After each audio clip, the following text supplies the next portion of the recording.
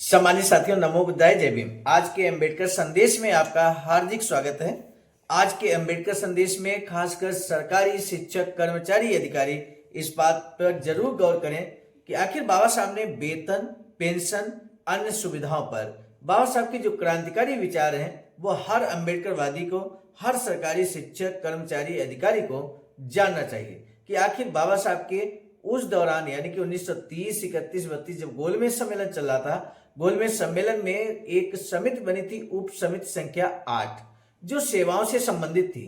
सेवाओं से संबंधित होने के नाते बाबा साहब के विचार वेतन, पेंशन और जो अन्य सुविधाएं शिक्षक, कर्मचारी, अधिकारियों को मिलती है, सरकारी शिक्षक, कर्मचारी, अधिकारी को मिलती है, उस पर बाबा साहब के क्या विचार थे, ये जानना बहुत जरूरी है। तो आज के अंबेडकर संदेश में जो बैठक हुई थी 7 जनवरी 1931 को, प्रथम गोलमेज सम्मेलन के तहत ही उप समिति संख्या 8 बनाई गई थी, जो सर्विसेज के संबंध में प्रावधान करने का दायित्व सौंपा गया था इस कमेटी को।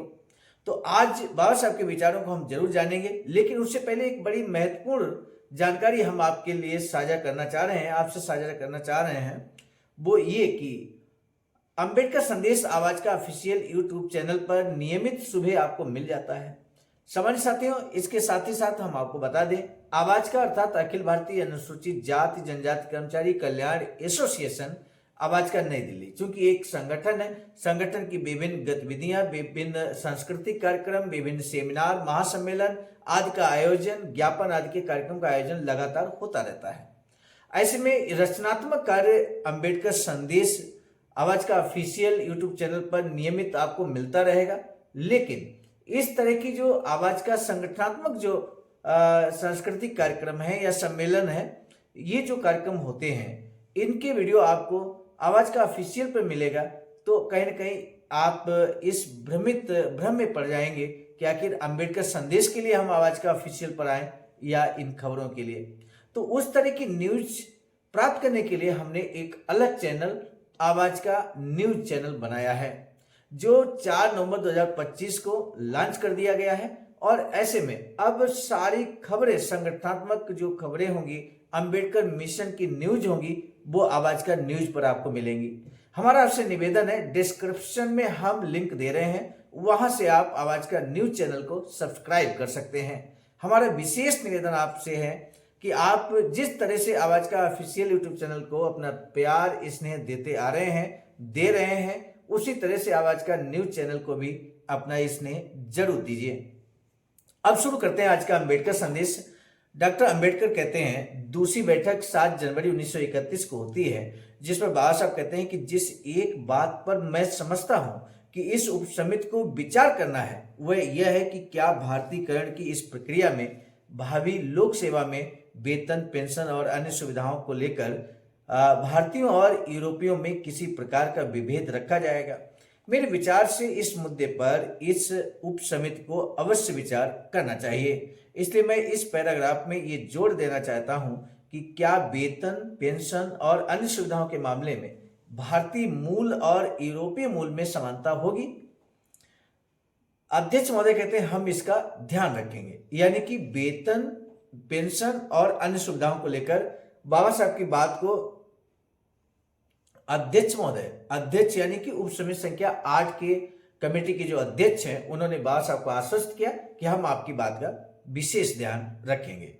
इसके पश्चात चौथा बिंदु है, संविधान के अंतर्गत अखिल भारतीय सेवाओं में भर्ती के लिए भर्ती प्राधिकारी कौन होगा, भर्ती प्राधिकारी कौन होगा आखिर। तब माननीय शीतल वार्ड कहते हैं कि इसमें आपको नियंत्रण का प्रश्न भी जोड़ना होगा। कौन भर्ती करेगा, कौन नियंत्रण रखेगा, ये बात यहाँ पर जानना बहुत जरूरी है। अध्यक्ष कहते हैं इसे हम फिलहाल छोड़ देते हैं। इसके बाद 5वां बिंदु है, भारतीय चिकित्सा सेवा की सिविल शाखा के संबंध में सिफारिशें। ये तो बहुत बड़ी सूची है, इनमें से हमें जो सिफारिशें करनी है वे हम कर सकते हैं। फिर 6ठा बिंदु है, सिफारिश करने की वांछनीयता के इस प्रश्न को कि सही ढंग के भावी रंगरूटों को आकृष्ट करने और सेवा में बनाए रखने के लिए किस प्रकार की शर्तें आवश्यक होंगी, तकनीकी समिति या समितियों को विचारार्थ भेज दिया जाए। मुझे लगा कि इस प्रकार के अनेक मुद्दे हैं। उदाहरण के लिए वेतन दरों के संबंध में जिन पर हमें विचार करना है, आप आवश्यकता से अधिक देना नहीं चाहते। दूसरी ओर आर्थिक दृष्टि से खराब है कि जब आपको सही आदमी न मिल पाए तो लोगों को अपर्याप्त वेतन दें, ये स्पष्ट है। अब यहाँ पर देखिए, इस समिति के विचारार्थ जो विषय था, यानी कि उप समिति संख्या 8 सर्विसेज के संबंध में नई राजनीतिक संरचना के साथ सेवाओं का संबंध, ये यहाँ पर विषय रखा गया था इस कमेटी के लिए, जिसका आशय था अखिल भारतीय सेवा में ब्रिटिश भर्ती के अनुपात को शामिल करना। नियंत्रण के प्रश्न पर जो बात कही गई उसमें मुझे लगता है कि बहुत ही तकनीकी मामले शामिल हैं, जिसके लिए विशिष्ट ज्ञान का होना बहुत जरूरी है, और इसलिए मुझे संदेह है कि यह उपसमिति कोई अंतिम राय व्यक्त करने के लिए सक्षम भी है या नहीं। मैं अपने बारे में कह सकता हूं कि मैं तो नहीं ही हूं, इसलिए मैंने जानबूझकर कार्यसूची की मत संख्या 6 का प्रारूप तैयार किया, जिसे हम ये विचार कर सकें कि क्या हम ये नहीं कह सकते कि अच्छे प्रकार के लोगों को आकृष्ट करने के लिए वेतन दर क्या होनी चाहिए। क्या कोई सज्जन ये कहने के लिए तैयार है कि वह जानता है, या कोई सज्जन ये प्रतिपादित कर सकता है कि यदि हमें इस मामले में निपटना पड़े तो नियंत्रण के संबंध में कौन से नियम बनाए जाने चाहिए। माननीय श्री शीतलवाड़ कहते हैं, मेरा विचार है कि नियंत्रण के संबंध में जो भी स्थूल सिद्धांत हो उस पर यही चर्चा कर ली जाए, जैसे कि क्या वह मंत्री के पास रहे जैसा कि इस समय है, या भारत सरकार को सौंप दिया जाए। डॉक्टर अंबेडकर, यूरोपीय और भारतीयों के पारिश्रमिक में अंतर भी एक व्यापक प्रश्न है जिस पर इस उप समिति को निर्णय करना चाहिए। इस विशेष सिद्धांत पर भी कि क्या सेवा में जो दो मूल तत्व हैं उनके साथ बराबरी का व्यवहार किया जाए, निश्चय ही इस उप समिति को इस बारे में भी निर्णय करना है। माननीय पीसी मित्तर, यदि आप अखिल भारतीय सेवा रखना चाहते हैं तो यह याद रखना आवश्यक है कि प्रांतों में परिस्थितियां वैसी नहीं है। जब तक आप प्रमाण नहीं ले लेते, मैं नहीं समझता कि भारत भर में सेवाओं के लिए श्रेष्ठ व्यक्ति आकृष्ट करने के प्रश्न पर व्यापक आमराय भी कैसे बन सकती है। माननीय एपी पात्रे, हमारी एक समिति थी जिसका उद्देश्य ये पता लगाना था कि सेवाओं में छंटनी की कोई व्यवस्था होनी चाहिए या नहीं।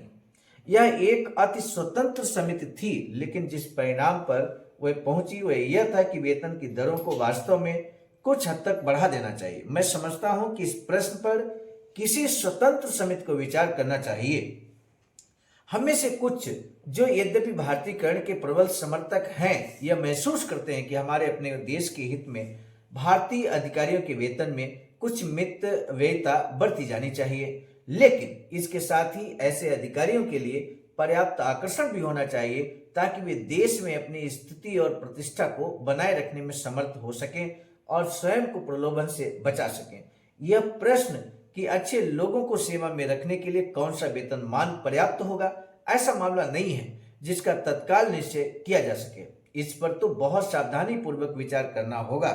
यह बहुत महत्वपूर्ण प्रश्न है जिसका सेवा की दक्षता पर बहुत प्रभाव पड़ता है। मेरा सादर निवेदन यह है कि हमें फिलहाल ब्यौरों के भार से बचना चाहिए। माननीय श्री शीतलवाड़ कहते हैं, मेरे विचार में नियंत्रण संबंधी प्रश्न पर मेरी टिप्पणी को ठीक से समझा नहीं गया है।